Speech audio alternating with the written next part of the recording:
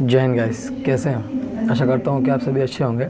आज जैसा कि आपने थंबनेल पे देख ही लिया है वीडियो कि जेक्सपो में जैसे कि आप सभी एग्ज़ाम देते हो तो आप लोगों के मन में थोड़ा सा कन्फ्यूजन होता है और आप लोग नहीं समझ पाते हैं कि हम इसको कैसे पूछें या पर कैसे हम इसको जान सकते हैं, जबकि वो आपके पास ही रहता है। जब आप जेक्सपो के लिए अप्लाई किए हैं, ये उन स्टूडेंट्स के लिए जो 2021 में जेक्सपो के लिए अप्लाई किया और फॉर्म फिलअप किए हैं, और जो लोग अभी तक नहीं किए हैं उनको मैं बता देता हूँ।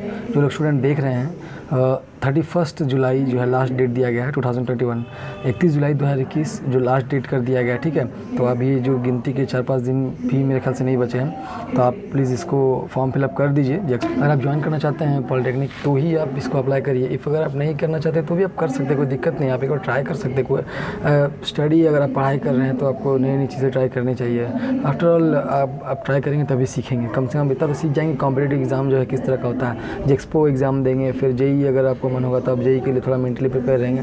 तो फॉर्म फिलअप करिए, एग्ज़ाम दीजिए। कुछ 500 के आसपास का आपको ऑनलाइन चार्ज देना पड़ेगा, ठीक है। तो 31 जुलाई याद रखिएगा। लेकिन उसके साथ साथ जिस इस वीडियो में जैसे कि थंबनेल में लिखा हुआ था reservation details for JEXPO examination. JEXPO examination जब आप देते हैं तो आप लोगों को कुछ रिजर्वेशंस मिलते हैं, जैसे कि अगर आप SC ST कास्ट से हैं, या फिर आप TFW यानी कि ट्यूशन फ़ी वेवियर से अगर आपका सर्टिफिकेट है उसके पास, या फिर OBC है। जनरल नहीं, जनरल में कोई रिजर्वेशन नहीं होता है, ठीक है।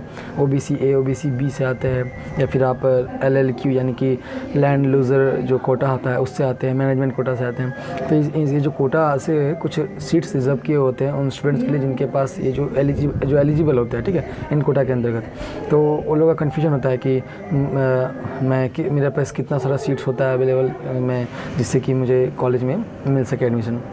तो सीट अलॉटमेंट जो होगा वो आप लोगों को मिल जाएगा जब जेक्सपो एग्ज़ाम का फॉर्म फिलअप हो जाता है और एग्जामिनेशन हो जाएगा ना, तो रिज़ल्ट निकलने से कुछ दिनों पहले ही आपको जो है सीट अलॉटमेंट मिल जाएगा, या फिर रिज़ल्ट निकलने के बाद जो है सीट अलॉटमेंट का एक PDF होता है जहाँ पर आप चेक कर सकते हैं कि आपको जो है कितना रैंक लाने में कौन से कॉलेज में कौन सा ट्रेड मिलता है। लेकिन यहाँ पर जो है आपको कुछ मैं आइडिया दे देता हूँ उसी के रिगार्डिंग कि कौन से कॉलेज में या फिर वेस्ट बंगाल में जेक्सपो के रिगार्डिंग कितना सारा सीट जो है रिजर्व किया होता है। तो जैसे कि मैंने नोट्स बना रखे हैं। तो सबसे पहले जो है अगर SC ST की अगर मैं बात करता हूँ तो 22% SC और 6% जो है ST के लिए सीट्स रिजर्व किए जाते हैं पूरे वेस्ट बंगाल में जितने भी government and government sponsored college है, ठीक है। इफ़ मान लीजिए किसी भी साल हो सकता है कि 22% पूरा तरह से नहीं फुलफिल होता है सीट SC का, मान लीजिए 18 या 19% ही फुलफिल होता है, बचा हुआ है। तो जो सीट उसको तो हम लोग वेस्ट नहीं जाने दे सकते हैं, उसको क्या किया जाता है फिर ST में ट्रांसफ़र कर दिया जाता है। मान लीजिए फिर ST में भी अगर बच गया तो फिर इसको OBC वगैरह में ट्रांसफ़र कर देते हैं, फिर जनरल में, ठीक है। तो जो वैकेंट खाली सीट होता है उसको हम लोग ट्रांसफ़र कर देते हैं। लेकिन अगर बात करते हैं कितना रहना है फिक्स, ये कितना रहेगा कम से कम, तो 22% है। 22% SC के लिए और 6% ST के लिए। उसके बाद आता है 5% जो है आप लोगों को मिलता है गवर्नमेंट और गवर्नमेंट स्पॉन्सर्ड कॉलेज में। वो आता है आपका फिजिकली चैलेंज जो होते हैं, जो हैंडीकैप जिसको हम लोग बोलते हैं।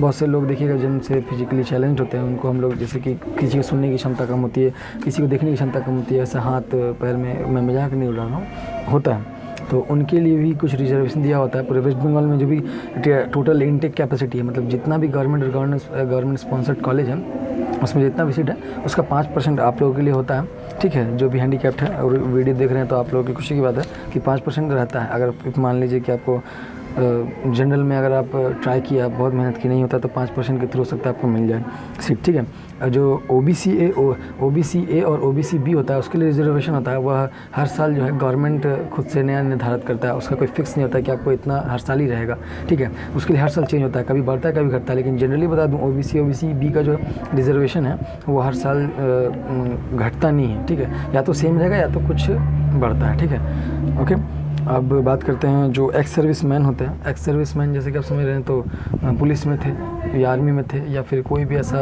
गवर्नमेंट ऑफिसर जो काम करते थे, रिटायर्ड है, उनके लिए भी कुछ जो होता है उनके बच्चों के लिए, मतलब उनके लिए नहीं, उनके बच्चों के लिए भी जो एक्स सर्विस मैन होते हैं उनके चाइल्ड्स के लिए भी कुछ रिजर्वेशन होता है। उसका भी जो होता है गवर्नमेंट तय करती है, ठीक है। हर साल उसका नया एक फ़िक्स नहीं होता है, हर साल नया उसका एक रेट बनता है। उसके बाद कुछ जो फिक्स्ड कॉलेजेस हैं, इतना तो आपने जाना कि पूरे वेस्ट बंगाल जितना भी कैपेसिटी होता है सीट्स का उसमें 22% 6% इस तरह से, लेकिन कुछ कॉलेजेस ही हैं जो सिर्फ रिजर्व्ड होते हैं, वो पूरी तरह से रिजर्व्ड होते हैं। तो जैसे कि वुमेंस के लिए कुछ कॉलेज रिजर्व्ड हैं, इसमें आता है वुमेंस पॉलिटेक्निक कोलकाता, उसके बाद आता है वुमेंस पॉलिटेक्निक चंद्रनगर। ये जो 2 पॉलिटेक्निक है ये सिर्फ वुमेंस के लिए, यानी कि जो लड़कियाँ हैं उनके लिए, ये फीमेल्स स्टूडेंट फीमेल कैंडिडेट्स के लिए रिजर्व्ड है। अगर आप पास करते हैं फीमेल, अगर कहीं पे नहीं मिलता तो आपको यहाँ पर तो मिल जाना चाहिए, अगर आपका रैंक अच्छा है तो। सिर्फ फीमेल पढ़ते हैं यहाँ पर, ठीक है, तो कंपटीशन कोई सवाल ही नहीं है। फिर जब फीमेल्स की बात हुई तो मेल्स के लिए भी बता देता हूँ। रामकृष्ण मिशन सिल्पैट बिलगरिया और रामकृष्ण मिशन शिल्प मंदिर बेलूर, ये जो 2 कॉलेजेस है ये सिर्फ मेल या मेल स्टूडेंट मेल कैंडिडेट के लिए, समझ गए, तो जो बॉयज़ हैं उनके लिए दिया गया, ताकि अगर आप ऐसा ना बोले कि सिर्फ लड़कियों को जो है रिजर्वेशन दिया गया वेस्ट बंगाल में, बॉयज़ के लिए भी यहाँ पर बहुत अच्छे से ध्यान रखा गया है। तो ये बात हुई अब तक रिजर्वेशन की। इसी के साथ साथ अब फीस की कुछ बात कर लेते हैं। जो गवर्नमेंट या फिर गवर्नमेंट स्पॉन्सर्ड जो कॉलेजेस हैं उनमें फ़ीस कितना होता है, तो उसमें जनरली 50 रुपीज़ पर मंथ का फ़ीस है। लेकिन अगर प्राइवेट की बात करते हैं जो सेल्फ फाइनेंस्ड होते हैं, तो उसमें 2 आपको फ़ीस का स्ट्रक्चर दिया गया। पहला काउंसलिंग, यानी कि जो एक्सपो एग्ज़ाम दे के पास होता है, रैंक में ला के, उसके बाद अगर प्राइवेट कॉलेज में एडमिशन लेता है तो उसको 1500 रुपये पर मंथ का देना पड़ता है। लेकिन अगर वो एक्सपो एग्ज़ाम दे करके रैंक में अगर उसको नहीं एडमिशन मिलता है, मैनेजमेंट कोटा से अगर मिलता है, तो उसको थोड़ा फ़ीस ज़्यादा देना पड़ता है, 2500 रुपये पर मंथ देना पड़ता है, ठीक है। और इसके बाद कुछ रिजर्वेशन होते हैं प्रिंटिंग टेक्नोलॉजी और फोटोग्राफी में भी। पूरे वेस्ट बंगाल में जितने भी इंस्टीट्यूट है जहाँ पर प्रिंटिंग टेक्नोलॉजी और फोटोग्राफी के रिगार्डिंग सीट्स हैं, उन टोटल सीट्स में से तकरीबन प्रिंटिंग टेक्नोलॉजी से 27% और फोटोग्राफी से 14% जो सीट होते हैं वह रिजर्व किए होते हैं AICTE, यानी कि All India Council of Technical Education. हमारा जो काउंसिल है एक्सपो का वह West Bengal State Council of Technical Education, उसके वो जो है एक वो अंडर में आता है AICTE की। ये वेस्ट बंगाल का अपना काउंसिल है, और AICTE जो नेशनल काउंसिल है वो ऑल इंडिया का स्टेट काउंसिल है टेक्निकल एजुकेशन का, ठीक है। सॉरी, स्टेट काउंसिल नहीं, all India council for technical education, ठीक है। तो AICTE की जो अदर स्टेट से मान लीजिए एग्ज़ाम देते हैं फोटोग्राफी और प्रिंटिंग के लिए, तो वेस्ट बंगाल में जो सीट्स हैं वहाँ पर अगर उसको पढ़ना है तो उन्हीं सीट्स के रिगार्डिंग उनको एडमिशन मिलता है, ठीक है। तो जो भी बाहर के स्टूडेंट अगर इस वीडियो को देख रहे हैं, अगर आप प्रिंटिंग और फोटोग्राफी में इंटरेस्टेड है तो अप्लाई कर सकते हैं, जेक्सपो के लिए आपको मिल जाएगा, ओके। अच्छा, उसके बाद TFW, जैसे कि मैंने बताया था स्टार्टिंग में, ट्यूशन फ़ी वेवियर। जो भी स्टूडेंट जिनके परिवार की आर्थिक स्थिति ठीक नहीं होती है तो उनको TFW एक सर्टिफिकेट दिया जाता है, उसके लिए अप्लाई करना पड़ता है आप लोगों को, ठीक है। इनकम सर्टिफिकेट वगैरह लगता है उसमें अप्लाई करने के लिए। मैं प्रोसेस बता दूंगा किस तरह से TFW के लिए अप्लाई किया जाता है, आपके बहुत काम आने वाला है आगे भी। तो TFW अगर आपके पास सर्टिफिकेट है और प्रॉपर सर्टिफिकेट होना चाहिए, ठीक है, गवर्नमेंट के थ्रू, तो गवर्नमेंट और गवर्नमेंट स्पॉन्सर्ड इंस्टीट्यूशन में आपको 5% तक का जो है सीट रिजर्वेशन मिलता है, ठीक है। लेकिन हाँ, गवर्नमेंट नोटिफिकेशन होगा तभी।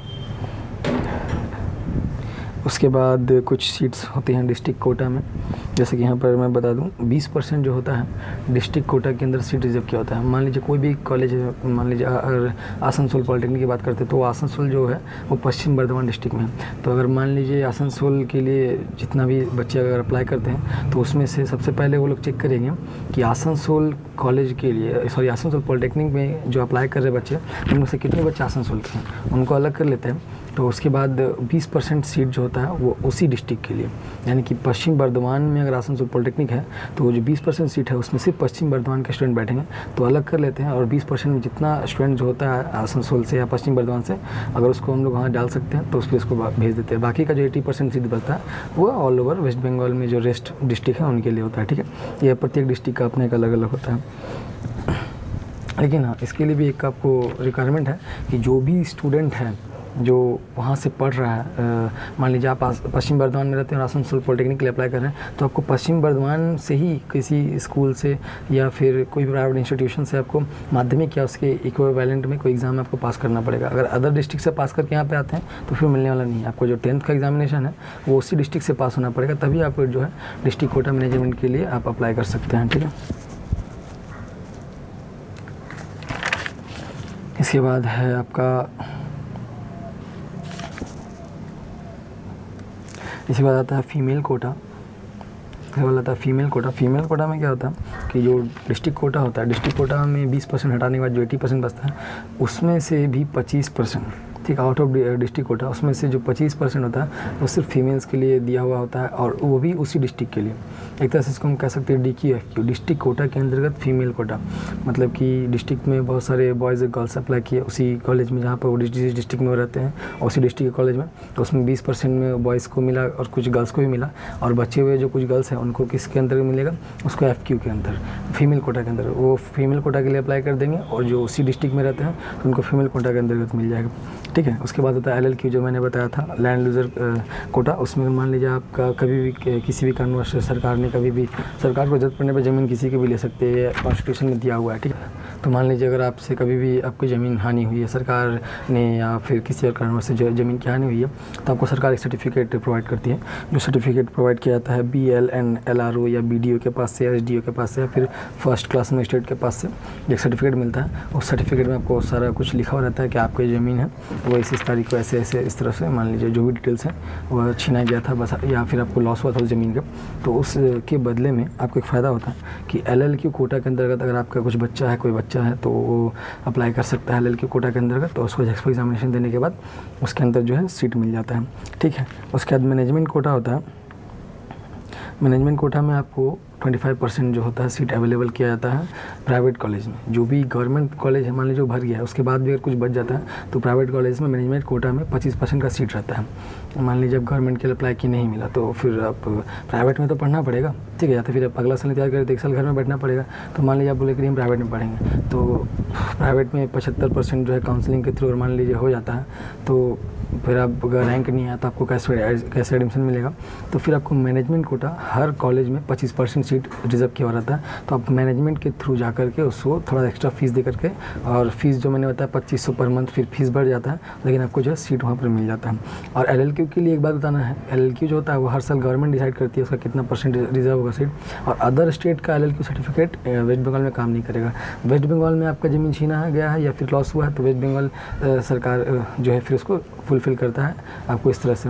लेकिन अगर आप मान लीजिए थोड़ी देर के लिए उड़ीसा या बिहार में अगर आपका ज़मीन का लॉस हुआ है, तो फिर आपको वेस्ट बंगाल में अगर सोचेंगे कि मेरा LLQ सर्टिफिकेट काम करेगा, तो ऐसा नहीं होने वाला। ये तो हो गया सारा रिजर्वेशन, लेकिन कुछ ऐसे कॉलेज भी हैं जिसमें आपको डिस्ट्रिक्ट कोटा जो है वो काम नहीं करता। ठीक है, जिसमें आपको बता देते हैं कौन कौन से हैं। पहला है APC रॉय पॉलिटेक्निक, इसमें आप डिस्ट्रिक्ट कोटा के अंतर्गत एडमिशन नहीं ले सकते हैं। फिर Jnan Chandra Ghosh polytechnic, central Calcutta polytechnic, फिर से Birla institute of technology and north Calcutta polytechnic. ये 5 है, फिर से का नाम बोल देते हैं। APC Roy polytechnic, Jnan Chandra Ghosh polytechnic, central Calcutta polytechnic, और Birla institute of technology polytechnic हुआ, और नॉर्थ कलकत्ता पॉलिटेक्निक। ये जो 5 हैं इसको आप लेके रख सकते हैं। तो आप अगर इसमें अगर एडमिशन लेना चाहते हैं तो कोटा आप काम नहीं देने वाला है, आपको थोड़ा मेहनत करना पड़ेगा। ठीक है, तो ये था सारा रिजर्वेशन का डिटेल्स।